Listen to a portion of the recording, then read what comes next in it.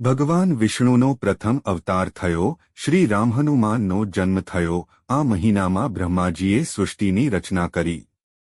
2 વર્ષ પહેલા ભગવાન વિષ્ણુનો પ્રથમ અવતાર થયો, શ્રી રામ હનુમાનનો જન્મ થયો, આ મહિનામાં બ્રહ્માજીએ સૃષ્ટિની રચના કરી. ચૈત્ર મહિનાની શરૂઆત થઈ ચૂકી છે. આ માસ પુણ્યમાં ફળદાયી માનવામાં આવે છે. આ મહિનામાં હિન્દુ નવું વર્ષ, નવરાત્રિ, રામ નવમી અને હનુમાન જયંતી જેવા મુખ્ય તહેવારો ઉજવવામાં આવે છે. આ ઉપરાંત રોગોથી બચવા માટે શીતળા દેવીની પૂજા અને ઉપવાસ પણ કરવામાં આવે છે. આ મહિનાથી હિન્દુ નવું વર્ષ થાય. ચિત્રા નક્ષત્ર આ મહિનાની પૂર્ણિમાની તારીખે આવે છે, તેથી આ મહિનાનું નામ ચૈત્ર રાખવામાં આવ્યું છે. આ મહિનાનો સ્વામી રાહુ છે.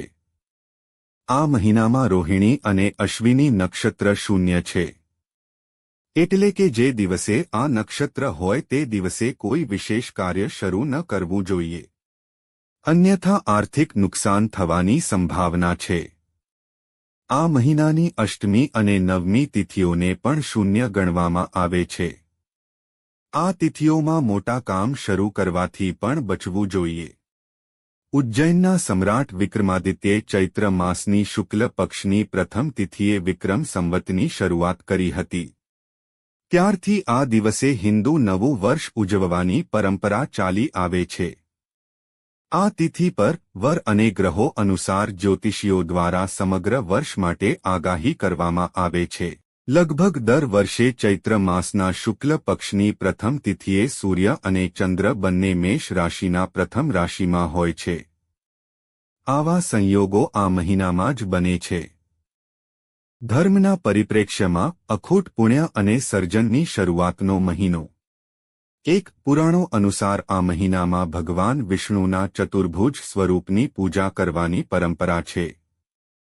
આ મહિનામાં તપ નામના સૂર્યની પૂજા કરવામાં આવે છે. સૂર્યનું આ સ્વરૂપ પાપોનો નાશ કરનાર અને રોગોથી મુક્તિ આપનાર માનવામાં આવે છે.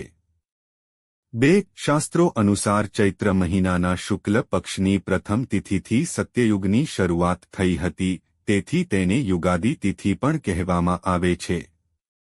3. ચૈત્ર મહિનાના શુક્લ પક્ષની ત્રીજી તિથિ અને પૂર્ણિમા તિથિને માનવદી તિથિઓ કહેવામાં આવે છે.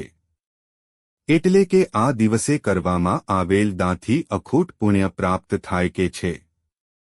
4. ભવિષ્ય પુરાણ કહે છે કે આ મહિનાના શુભ છે. સરસ્વતીની પૂજા કરવાથી બુદ્ધિ અને જ્ઞાન વધે છે.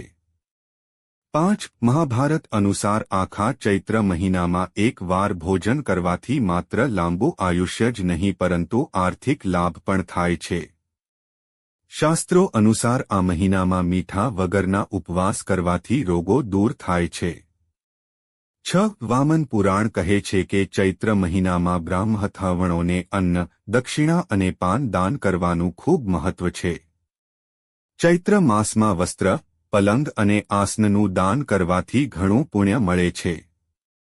7. બ્રહ્મા અને નારદ પુરાણ અનુસાર ભગવાન બ્રહ્માએ ચૈત્ર મહિનાની શુક્લ પક્ષની પ્રથમ તિથિએ સૃષ્ટિની શરૂઆત કરી હતી. 8. મત્સ્ય પુરાણ અનુસાર ભગવાન વિષ્ણુએ ચૈત્ર મહિનાની શુક્લ પક્ષની પ્રથમ તિથિએ મત્સ્યનો અવતાર લીધો હતો. એટલે કે તેણે માછલીનું રૂપ લઈને પૃથ્વીને બચાવી હતી.